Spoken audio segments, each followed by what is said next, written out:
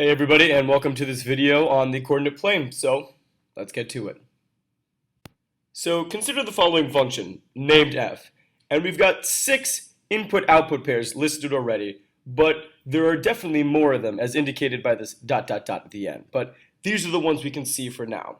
And so the question we have is, can we predict the output to this function when the input is -3? Now, apart from ordered pairs, there are some other ways we could represent this, including a mapping diagram or a table of values, or perhaps you could even come up with an equation to describe the relationship. But that would be pretty hard. So sometimes it's important and helpful to be able to represent these input-output pairs more visually or with a picture. That can sometimes give us more insight into the relationship between the quantities we're discussing. So this brings us to our next way of representing functions, which is graphically. So how do we represent these graphically? Well, so what we've got here is a horizontal real number line and a vertical real number line overlaid on top of one another. In general, our horizontal line typically represents all of our inputs, and it's helpful to let the reader know that by labeling that horizontal axis with an X or perhaps the word input. Typically, the vertical axis represents all of our outputs, and it's helpful to let the reader know that by labeling that Y or writing output. Again, you could use whatever variables you want as long as the reader knows which one is the input and which one is the output. So how are we going to represent the input-output combination 2 and 5? So when 2 is the input to this function f, 5 is the output to this function. Well, let's look at our horizontal axis, our input axis, and we can find the input 2. Let's draw a vertical line right there. So this vertical line represents all the input-output combinations that are possible that have an input of 2. Okay, let's find 5 on the output axis. There it is, and let's draw a horizontal line there. That horizontal line represents all the possible input-output pairs where the output is 5. Now, look, there's a place where these two lines intersect. And if we draw a point right there and get rid of these lines, that point right there lines up with 2 on the input axis and 5 on the output axis, and that means that for this function, the input 2 goes with the output 5, and we represent that with just a point. Okay, let's try doing another one. How about the input-output pair 4 and 9? When 4 is the input, 9 is the output.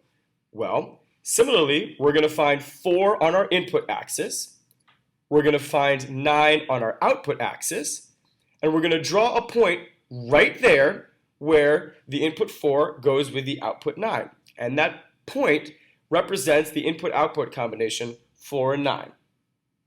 One more time. How about the input-output pair -4, -7? We're going to find -4 on the input axis. We're going to find -7 on the output axis. We're going to draw a point right there, and that point means that for this function f, the input -4 goes with the output -7. So we still have 3 more ordered pairs to graph, and I hope you're getting the hang of it, so why don't you try graphing these on your own? So if you'd please pause the video, please graph these remaining 3 input-output pairs on these axes, and if you'd label them too, that would be great, and when you're done, please play the video and we'll reconvene. So now that we've graphed these 6 input-output pairs, it appears that they make a pattern. All of these input-output pairs lie on a line. So let's go ahead and connect them with a line. And now that we've done that, this allows us to make a pretty good prediction of what the output will be when the input is -3. It appears that the output should be about -5.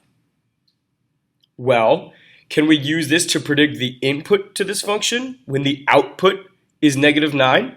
Absolutely. Let's find -9 on the output axis, and it appears that the input that goes with that should be -5. So just goes to show that being able to draw a picture of these input-output pairs graphically might really help us understand a little bit more about the relationship. All right, a few more things about our graphs and the coordinate plane. The point 0, 0, right in the middle, where the horizontal axis intersects the vertical axis, is called the origin. This is a very important point, and it comes up all the time. Now, you can see that from our axes, our input-output pairs are loosely divided into 4 regions. The 4 regions of the coordinate plane separated by the axes are called the quadrants. The upper right hand is called the first quadrant, the upper left hand is the second quadrant, the lower left hand is the third quadrant, and the lower right is the fourth quadrant. Note, the first quadrant is going to get a lot of attention because both the input and the output are positive there. When we're modeling real-world situations, oftentimes we're working with numbers that aren't negative, like distance or time, so we use this first quadrant a lot. Alright, let's practice a few. So here is the function g, and here are some of its ordered pairs, and what we need to do is we need to graph these ordered pairs and use them to predict what the output will be when the input to this function g is -4. So why don't you pause the video, graph these 8 ordered pairs, and when you're done, unpause the video and we'll reconvene after predicting what the output will be when the input is -4.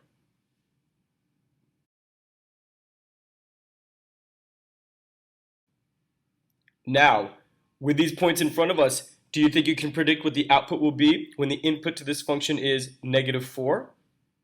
Well, it appears that our points make a general U shape, and in fact, it almost appears to be symmetric right about where the input is -2.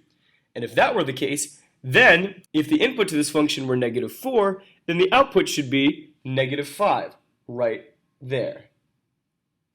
In fact, this shape right here is called a parabola, and the equation for this function is y equals x plus 2 quantity squared minus 9. I didn't expect you to know that at all. It's something we'll discuss a little later, but I thought I'd put it on your radar.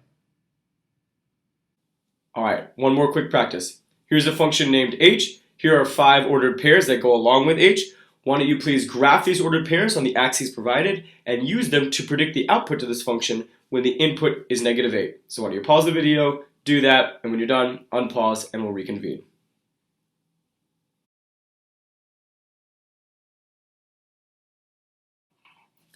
Alright, so after graphing those 5 ordered pairs, it appears that our points lie more or less on a line, and if we extend that line, we can predict that when the input to this function is -8, the output should be 9.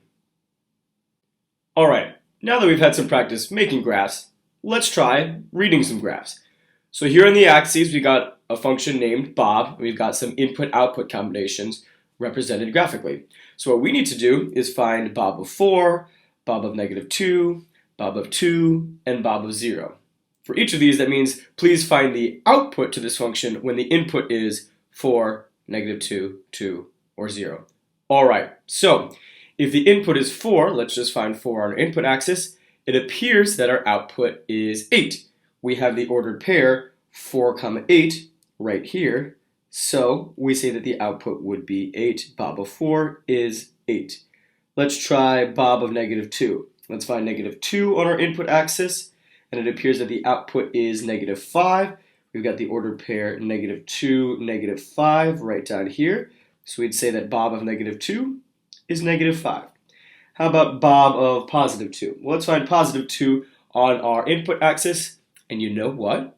It appears that there is no point for which 2 is an input. It's just not part of the function. So what we'd say here is that this function Bob is not defined for an input of 2. The only inputs it appears it can have are -6, -4, -2, 0, 3, 4, 6, and 8, but not +2. So what we say here is that Bob of 2, it's not defined, it's undefined. And last but not least, Bob of 0, here's 0 on our input axis, and it appears that the output is -3. Here's the point 0, -3, and so Bob of 0 is -3. Here's a fun one. If Bob of r equals -3, what are the possible values of r? So what we're saying is, if the output is -3, what are the possible inputs? So let's just find -3 on our output axis, and it appears that there are 3 different inputs, each of which have an output of -3. An input of -6 has an output of -3, an input of 0 has an output of -3, and an input of 8 has an output of -3. So I'd say R could be -6, 0, or 8. So let's say if Bob of X is -7, what are the possible values of X? So we say if -7 is the output, what are the possible inputs that give that? Well, let's find -7 on our output axis, and it appears that we've got no points there. There are no inputs that ever give an output of -7. -7 is just not part of our output set. So we just say none. There are no values of X that give -7 as an output.